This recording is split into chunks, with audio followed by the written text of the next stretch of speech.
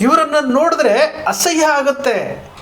ಚಿತ್ರದುರ್ಗದ ಬಸ್ ದುರಂತದ ಬಗ್ಗೆ ಈ ವ್ಯಕ್ತಿ ಒಂದು ಪೋಸ್ಟ್ ಹಾಕ್ತಾರೆ. ಭಾರತೀಯ ಜನತಾ ಪಕ್ಷದ ವಕ್ತಾರ ಅಂತ ಇವರು ಒಂದು ಪೋಸ್ಟ್ ಹಾಕ್ತಾರೆ. ಆ ಬಸ್ಸಿನ ಚಾಲಕ, ಕ್ಲೀನರ್ ಇಬ್ಬರೂ ಸಹ ಮುಸಲ್ಮಾನರಂತೆ, ಏನೋ ನಡೆದಿದೆಯಂತೆ, ತನಿಖೆ ಆಗಬೇಕಂತೆ ಅನ್ನೋ ರೀತಿಯಲ್ಲಿ ಇವರೊಂದು ಪೋಸ್ಟ್ ಹಾಕ್ತಾರೆ. ಅಸಹ್ಯ ಆಗುತ್ತೆ ರೀ, ಅಸಹ್ಯ ಆಗುತ್ತೆ. ಇವತ್ತು ಆ ಬಸ್ಸಿನ ಚಾಲಕ ಮೃತಪಟ್ಟಿದ್ದಾನೆ. ಯಾವ ಸ್ಥಿತಿಗೆ ಹೋಗ್ತಾ ಇದ್ದೀವಿ ನಾವು? ಯಾವ ಸ್ಥಿತಿಗೆ?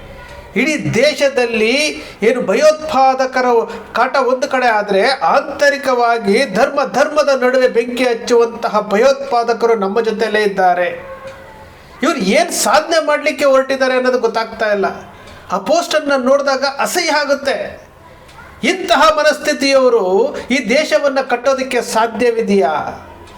ಮಾತೆತ್ತಿದ್ರೆ, ಬಾಯಿ ತೆಗೆದ್ರೆ ಬರೀ ಹಿಂದೂ ಮುಸ್ಲಿಂ ಅಂತ. ಇತ್ತೀಚೆಗೆ ಆ ಕ್ರೈಸ್ತರನ್ನ ಇಟ್ಕೊಂಡಿದ್ದಾರೆ. ಕ್ರಿಸ್ಮಸ್ ಹಬ್ಬದ ಪ್ರಯುಕ್ತವಾಗಿ ನಡೆದಂತಹ ಒಂದಷ್ಟು ಗಲಭೆಗಳು.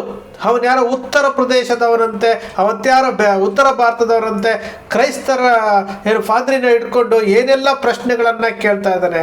ನಾಚಿಕೆ ಆಗಲ್ವೇನ್ರಿ ಇವ್ರಿಗೆಲ್ಲನೂ? ನಾಚಿಕೆ ಆಗಲ್ವಾ? ಇವರಿಗೆ ಹಿಂದೂ ಧರ್ಮವನ್ನು ಯಾವ ರೀತಿ ಬೆಳೆಸಬೇಕು ಅನ್ನೋದು ಗೊತ್ತಿಲ್ಲ. ಹಿಂದೂ ಧರ್ಮವನ್ನು ಯಾವ ರೀತಿ ಸಂಘಟಿಸಬೇಕು ಅಂತ ಗೊತ್ತಿಲ್ಲ.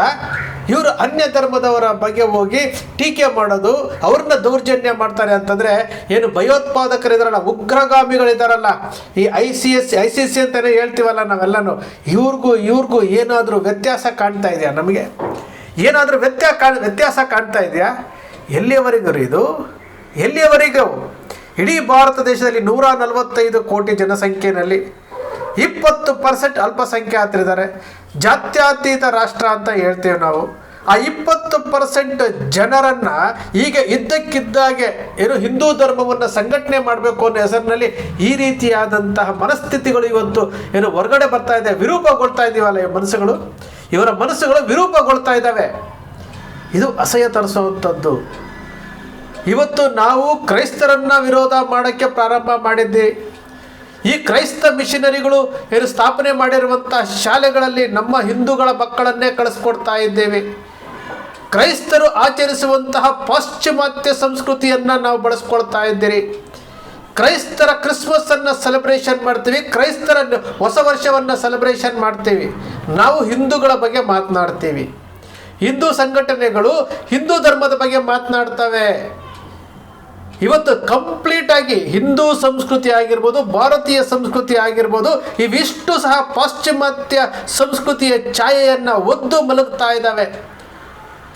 ಹೊದ್ದು ಮಲಗಿ ಆಸ್ಕೊಂಡು ಎಲ್ಲವನ್ನೂ ಮಾಡ್ತಾ ಇದ್ದಾವೆ.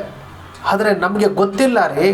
ನಾವು ಹಿಂದೂಗಳಾಗಿ ನಮಗೆ ಗೊತ್ತಿಲ್ಲದ ಹಾಗೆ ನಾವು ಪಾಶ್ಚಿಮಾತ್ಯ ಸಂಸ್ಕೃತಿಯನ್ನು ನಾವು ಅಳವಡಿಸ್ಕೊಳ್ತಾ ಇದ್ದೀವಿ ಅಂತೇಳಿ.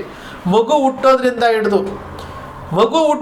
ಹಿಡಿದು ಸೀಮಂತ ಕಾರ್ಯ, ಬೇಬಿ ಶವರ್ ಅಂತೆ, ಮಗು ಹುಟ್ಟೋದ್ರಿಂದ ಹಿಡಿದು ನೇಮಿಂಗ್ ಸೆರೆಮನಿ ಅಂತೆ, ಗೃಹ ಪ್ರವೇಶ ಹೌಸ್ ವಾರ್ಮಿಂಗ್ ಸೆರೆಮನಿ ಅಂತೆ, ಪ್ರೀ ವೆಡ್ಡಿಂಗ್ ಶೂಟ್ ಅಂತೆ, ರಿಸೆಪ್ಷನ್ ಅಂತೆ, ಇವೆಲ್ಲವನ್ನೂ ಸಹ ನಾವು ಪಾಶ್ಚಿಮಾತ್ಯ ಸಂಸ್ಕೃತಿಗೆ ಅಳವಡಿಸ್ಕೊಂಡು ಬಿಟ್ಟಿದ್ದೀವಿ.